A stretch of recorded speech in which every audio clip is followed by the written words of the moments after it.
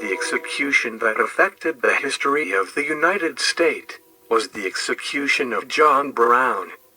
John Brown was born on May 9, 1800, in Torrington, Connecticut. He was an American abolitionist leader. In the United States, abolitionism, the movement that sought to end slavery in the country, was active from the late colonial era until the American Civil War, the end of which brought about the abolition of American slavery through the 13th Amendment to the United States Constitution. The anti-slavery movement originated during the Age of Enlightenment, focused on ending the transatlantic slave trade.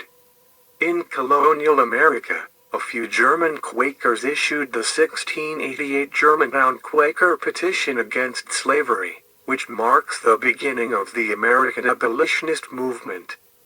Before the Revolutionary War, evangelical colonists were the primary advocates for the opposition to slavery and the slave trade, doing so on humanitarian grounds. James Oglethorpe, the founder of the colony of Georgia, originally tried to prohibit slavery upon its founding, a decision that was eventually reversed. During the Revolutionary era, all states abolished the international slave trade, but South Carolina reversed its decision.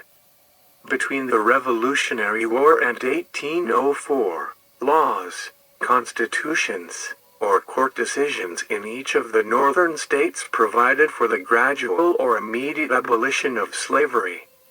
No southern state adopted similar policies. In 1807, Congress made the importation of slaves a crime, effective January 1, 1808, which was as soon as Article I, Section 9 of the Constitution allowed.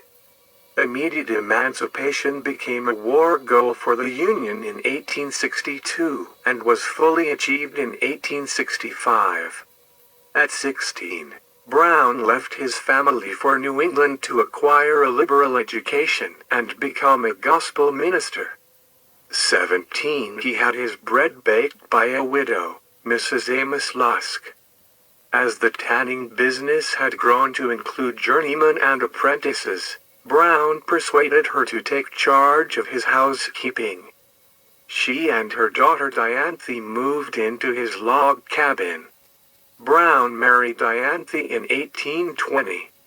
In 1825, despite the success of the tannery and having built a substantial house the year before, Brown and his family, seeking a safer location for fugitive slaves, moved to New Richmond, Pennsylvania. There he bought 200 acres of land, cleared an eighth of it, and quickly built a cabin, a two-story tannery with 18 vats, and a barn. In the latter was a secret, well-ventilated room to hide escaping slaves. From 1825 to 1835, the tannery was an important stop on the Underground Railroad, and during this time, Brown is estimated to have helped 2,500 enslaved people on their journey to Canada. Brown made money surveying new roads. He was involved in erecting a school, which first met in his home, and attracting a preacher. He also helped to establish a post office, and in 1828 President John Quincy Adams named him the first postmaster of Randolph, Pennsylvania. He was reappointed by President Andrew Jackson, serving until he left Pennsylvania in 1835. He carried the mail for some years from Meadville, Pennsylvania, through Randolph to Riceville, some 20 miles. He paid a fine at Meadville for declining to serve in the militia. During this period, Brown operated an interstate cattle and leather business along with a kinsman, Seth Thompson, from eastern Ohio. In 1829, some white families asked Brown to help them drive off Native Americans who hunted annually in the area. Calling it a mean act, Brown declined. Brown was involved in setting up a Congregational Society in Richmond, whose first meetings were held in the tannery. In 1846, Brown moved to Springfield, Massachusetts, as an agent for Ohio wool growers in their relations with New England manufacturers of woolen goods, but also as a means of developing his scheme of emancipation. The white leadership there, including the publisher of the Republican, one of the nation's most influential newspapers, were deeply involved and emotionally invested in the anti-slavery movement. 2 years before Brown's arrival in Springfield, in 1844, the city's African-American abolitionists had founded the Sanford Street Free Church, now known as St. John's Congregational Church, which became one of the most prominent abolitionist platforms in the United States. From 1846 until he left Springfield in 1850, Brown was a member of the Free Church, where he witnessed abolitionist lectures by the likes of Frederick Douglass and Sojourner Truth. John Brown's plans for a major attack on American slavery began long before the raid. He had been waiting 20 years for some opportunity to free the slaves. We has all been waiting with him the proper time that he should put his resolve into action. He spent the years between 1842 and 1849 winding up his business affairs, organizing in his own mind an anti-slavery raid that would strike a significant blow against the entire slave system, running slaves off southern plantations. Brown returned to the East by November 1856, and spent the next 2 years in New England raising funds. Initially he returned to Springfield, where he received contributions, and also a letter of recommendation from a prominent and wealthy merchant, George Walker. Walker was the brother-in-law of Franklin Benjamin Sanborn, the secretary for the Massachusetts State Kansas Committee, who introduced Brown to several influential abolitionists in the Boston area in January 1857. Initially, the raid went well, and they met no resistance entering the town. John Brown's raiders cut the telegraph wires and easily captured the armory, which was being defended by a single watchman. They next rounded up hostages from nearby farms, including Colonel Lewis Washington, great-grandnephew of George Washington. They also spread the news to the local slaves that their liberation was at hand. 2 of the hostages' slaves also died in the raid. Things started to go wrong when an eastbound Baltimore and Ohio train approached the town. After holding the train, Brown inexplicably allowed it to continue on its way. At the next station where the telegraph still worked, the conductor sent a telegram to Bando headquarters in Baltimore. The railroad sent telegrams to President Buchanan and Virginia Governor Henry A. Wise.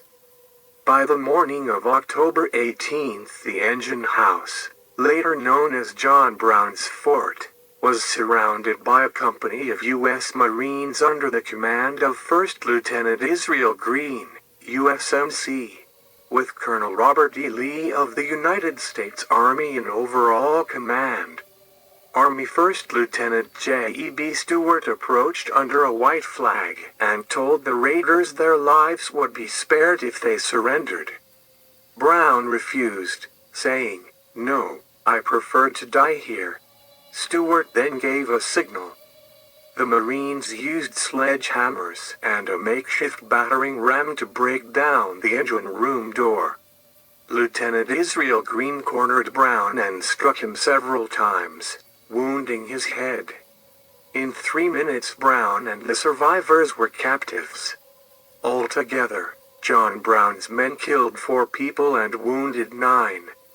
10 of Brown's men were killed, including his sons Watson and Oliver.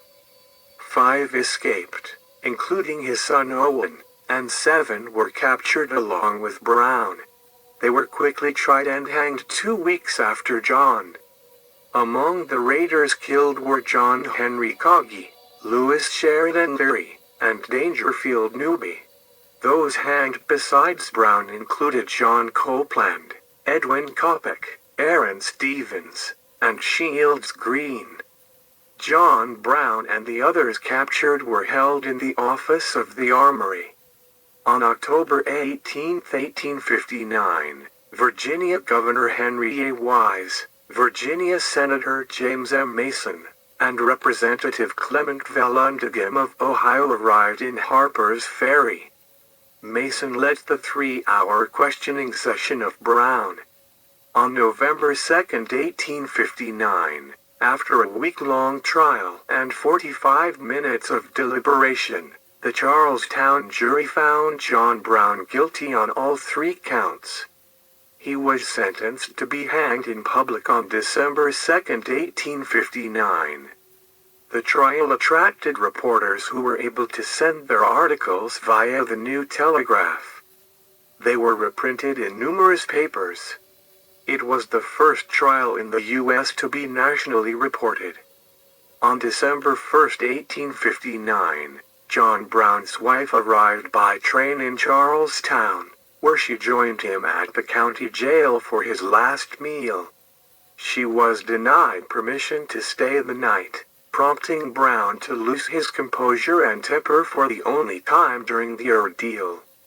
On the day of Brown's execution, December 2, 1859, there were large meetings in many cities in the Northeast.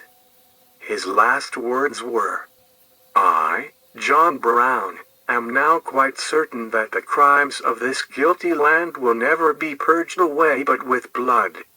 I had, as I now think, vainly flattered myself that without very much bloodshed it might be done." Brown's body was placed in a wooden coffin with the noose still around his neck, and the coffin was then put on a train to take it away from Virginia to his family homestead in North Elba, New York for burial. He was buried on December 8, 1859, in New York. He was 59 years at the time of his execution. John Brown's raid on Harper's Ferry was among the last in a series of events that led to the American Civil War. Thank you for watching Death Row.